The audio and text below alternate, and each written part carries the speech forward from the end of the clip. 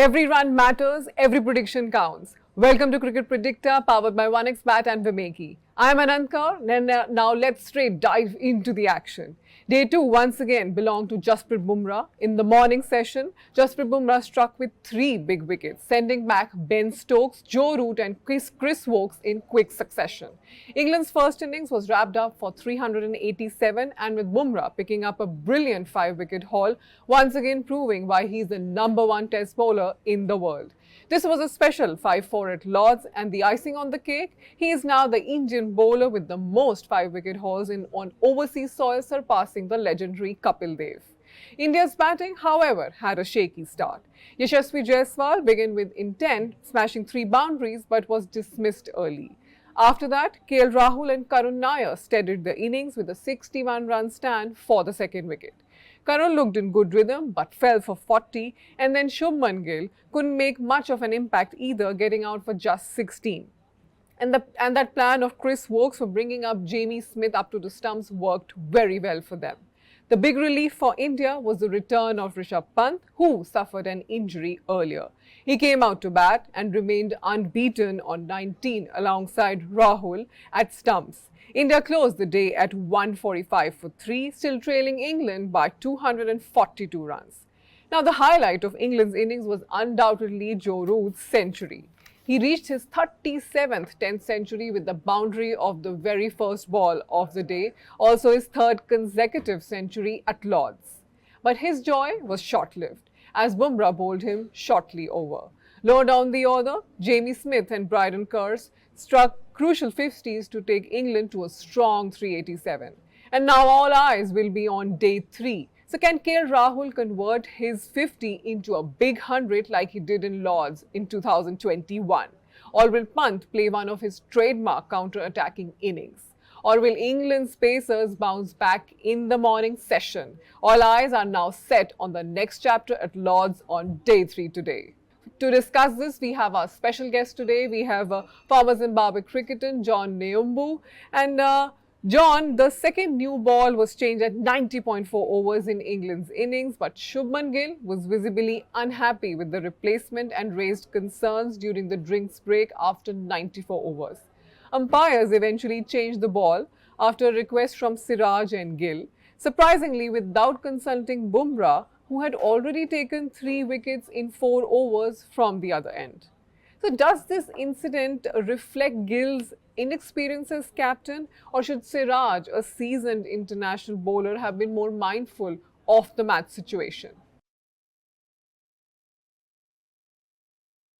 I think that ball change had a significant impact on the day's play, because prior to that ball change, Bumrah got the ball nipping. Bumrah got the ball doing a little bit and enough to get the 3 quick wickets that he got, and I think it was maybe it was called for, because they saw fit that the ball maybe it lost shape and maybe was becoming a little bit soft, and maybe Bumrah not being there was because when he finishes bowling, he goes to find leg or deep square to get a rest. So I think it could have been a spur of the moment thing where they noticed that, and we could say they were meant to consult Bumrah, but then we did not know, and they also did not know that the ball that they chose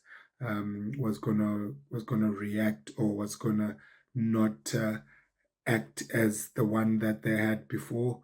So it's one of those situations in the game where you think you're actually doing the right thing, and which could have been the right thing, but then the result didn't end up being as they wanted. So it's a bit of touch and go. It's a bit of speculation. It's a bit of hoping that that ball could have brought the ball to nibble back again, and it's just one of those things. And we can't look too much into Gill's captaincy. We can't look too much into the decision that him and Siraj made without consulting Bumrah, because it had gone the other way. We could have been saying, "Oh, genius, the genius of Shubman Gill and the genius of Siraj," but we just take it as it comes, and accept that they made that decision, and they thought that decision was going to be best for the team. So it's just one of those.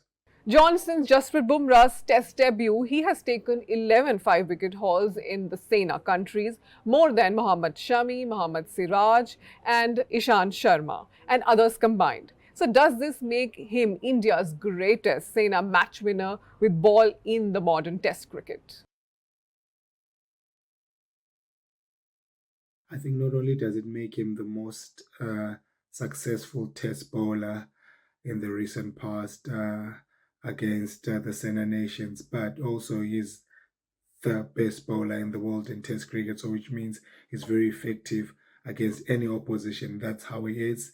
That's how he has been since he started playing. You know, he's an X factor not only in Test cricket but also in the other two formats, T20 and 50 overs cricket. And he's just one person that you can depend on to strike for you. I mean, take this morning for example, Joe Root 100 odd, Ben Stokes searching for form, looking as though he's about to get form, and then he just produces those deliveries and he gets 3 quick wickets. Not only that, but then he ends up taking 5 wickets in the inning. That's the impact that he had, and from a guy who hadn't been playing for more than 2 weeks, for him to just come back and have an instant impact like that shows the caliber of a bowler that he is, shows his class, shows that he's the real deal for India at the moment. Shubman Gill becomes only the second Indian after Rahul Dravid to accumulate 600 runs in a test series in England. With possibly 5 more innings to go in this series, he is well set for a new record for India in his very first series as India's captain. So how good he has been, and do you think there are any surprises here regarding his performance? I don't think there's been any surprises to show the class of Shuvman Gill, but I think there have been affirmations because we all knew he had potential. We all knew that he was a class player, but he's showing it now with the backing of numbers, with the backing of what he's doing now, even with the captaincy workload on his shoulders and the way he's coping thus far. It's very good and very commendable, and just goes to show that he's a very, very, very classy, very, very, very effective, and just gets the job done. And to be interesting how long this will last, and I'm sure the Indian faithfuls are hoping that this will last for long, and you'll be in the same bracket as the likes of Virat, the likes of Sachin. Now he's in the same brackets of the likes of Rahul Dravid, the great batters of yesteryear in the Indian cricket setup. So it's a good thing for him. It goes to show the depth that Indian cricket has, that they've lost the master in Virat Kohli, and straight away an upcoming master has taken the helm and showing his mantle. So well done to Shubman Gill on that. John, with bright and sunny days in London, perfect for test match cricket, 22 overs have been lost on the first 2 days of the Lord's Test. With 7 overs were lost yesterday and 15 overs were lost today. How do you think the aspect of this game, and how significant is it? Should the game be allowed to go with the flow, or should stricter control be applied to curb it? That is a very, very interesting state of affairs in the modern test match, where you find that a lot of overs are lost, regardless of where they are playing, regardless of the weather. It seems now a few captains are just being fined for slow over rate. And I was interested to when I was watching something on YouTube where Michael Vaughan was being asked the same question, and to him he said fines don't work. Unlike back in the day, these guys are rich, so they can afford to pay those fines without feeling the pinch. And he also alluded that on the fifth day, when there's 90 overs being played, the umpires, the players, they get a move on and get those 90 90 overs being played, but from day 1 to day 4, we always lose a lot of overs, and I think it's not fair for the spectator. It's not fair for Test cricket. It's not fair for the viewers that are watching on TV, and also we need to take into consideration that, take say for example a game like this one at Lords. There are a lot of people who are going to travel from far and wide in the UK to come and watch a day's play, and they pay a lot of money. Someone actually on Facebook was saying they paid £160 to watch 75 overs of play, which is very expensive and which is unfair to the people that are following. So I think the powers that be have to make sure that they become stricter on this. I know they've introduced where there's a stopwatch that this next over has to start after a certain number of minutes. I think it's 1 minute, and I know there are injuries, and I know now there are ball changes. But I think the players and the officials on that day owe it to everyone to ensure that we watch 90 days of high quality cricket. The quality is there on the field, but we want the longevity of it, because we expect 90 overs to be played on each and every day. So I think it's only fair that the players and everyone involved ensure that everyone gets to witness all those 90 overs of play. Now, let's ask cricket journalist from Australia, Paul Dennett, that, Jasprit Bumrah claimed 3 wickets in a fiery morning spell, troubling England's top order and shifting momentum. So how crucial was his performance?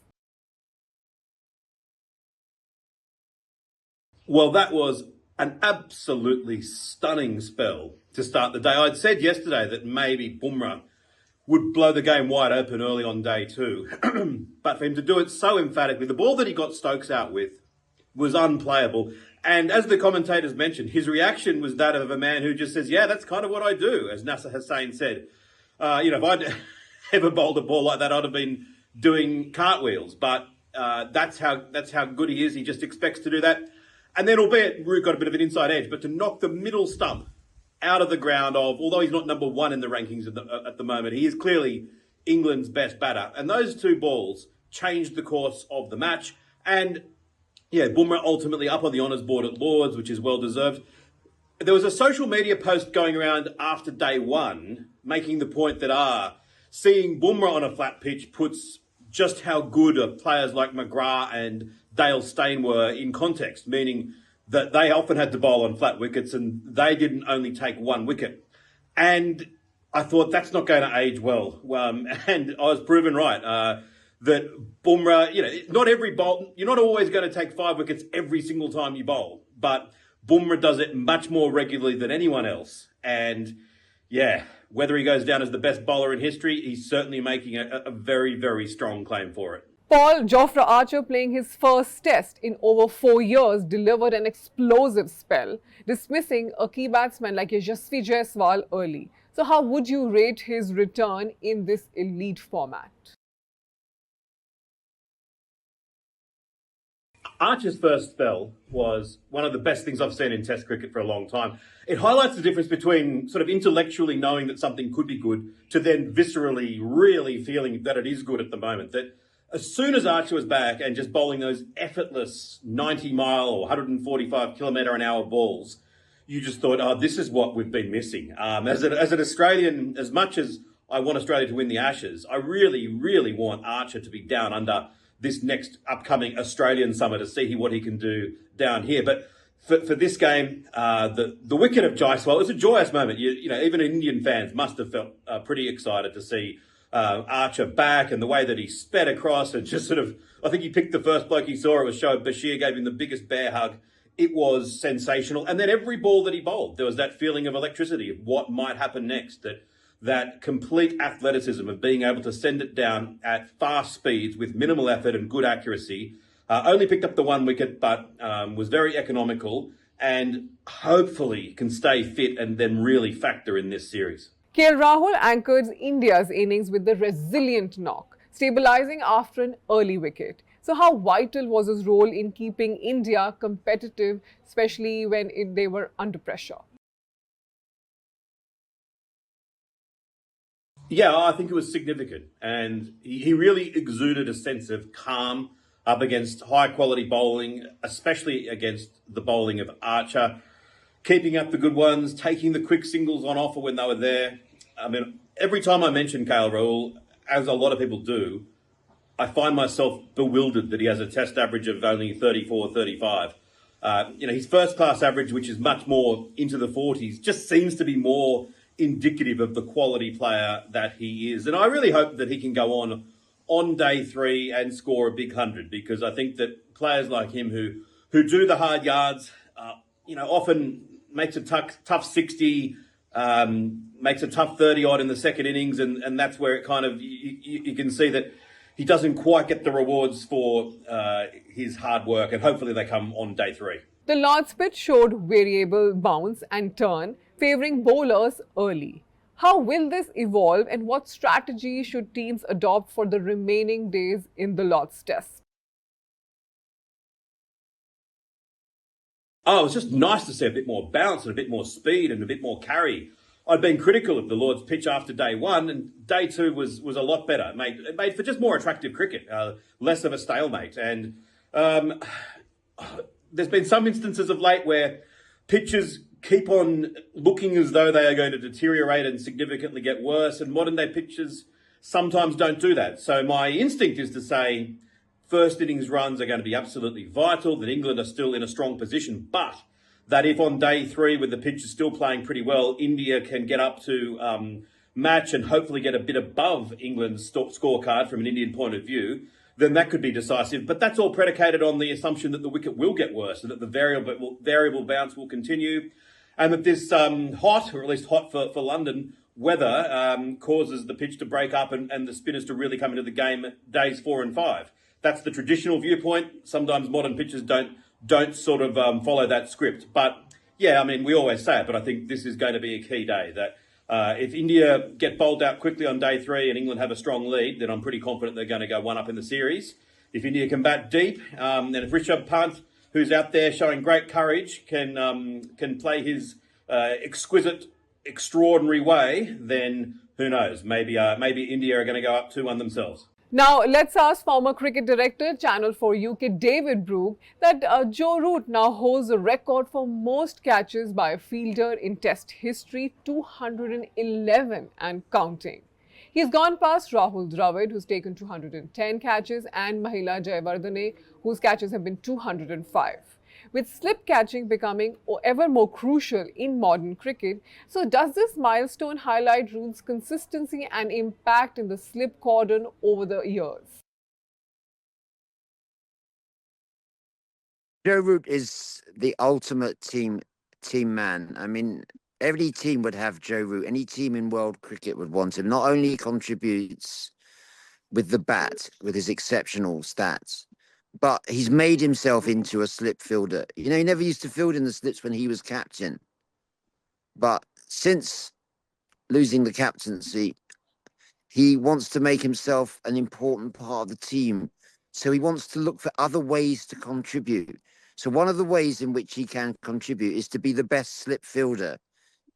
And he's really perfected that art. I mean, the catch he took today, yes, the stats would tell you it's a significant catch, but let's just look at that catch. You know, it was a masterpiece, wasn't it? And just his reactions, his reflexes, taking it so low, it was a sensational grab. And that's what you get from Joe Root. You get all-round contribution. He finds any way in which he can contribute. And not like some players, when they lose the captaincy, they go into a bit of a sulk. I'm not naming any names, Sunil. No, Joe Root hasn't he hasn't sulked. He has raised his game. He's contributed. How can I help Ben Stokes? How can I help Ben Stokes? How can I help my team? He's not thinking of his stats as a captain. Some people, when they lose the captaincy, they want the next captain to fail so that they look better when they were captain. Joe Root is not like that. And I'm not, as I say, I'm not naming any names. But Joe Root is the consummate professional. When he lost the captaincy, he got on with his job and he said, how can I make life easier for my new captain? How can I contribute to the team? And with sensational slip fielding like that, that's just one of the ways he does it. He does it with the ball as well, but he did it in the field today. David Joe Root now has 8 Test centuries at Lord's, the most by any batter at the historic venue, surpassing legends like Graham Gooch and Michael Vaughan, who have scored 6 each. So does this make Root the undisputed king of Lords and one of the greatest Englishmen to ever grace the home of cricket? Yeah, I think he raises his game for Lords. If you're going to have a king of Lords, it has to be Joe Root. You know, maybe in future, Sunil, when you come over to London, I'll be meeting you at the Joe Root Gate. At the moment, it's the Grace Gate, WG Grace Gate. I think in the future it should be the Joe Root Gate because he has contributed so much, you know, and I actually do think he does merit that title, King of Lords, yes. Thank you so much, John, Paul, and David, for your insights and predictions. As always, it's always a pleasure talking to you. Thank you so much, everyone, for watching Cricket Predictor. We'll be back again tomorrow. Till then, keep watching.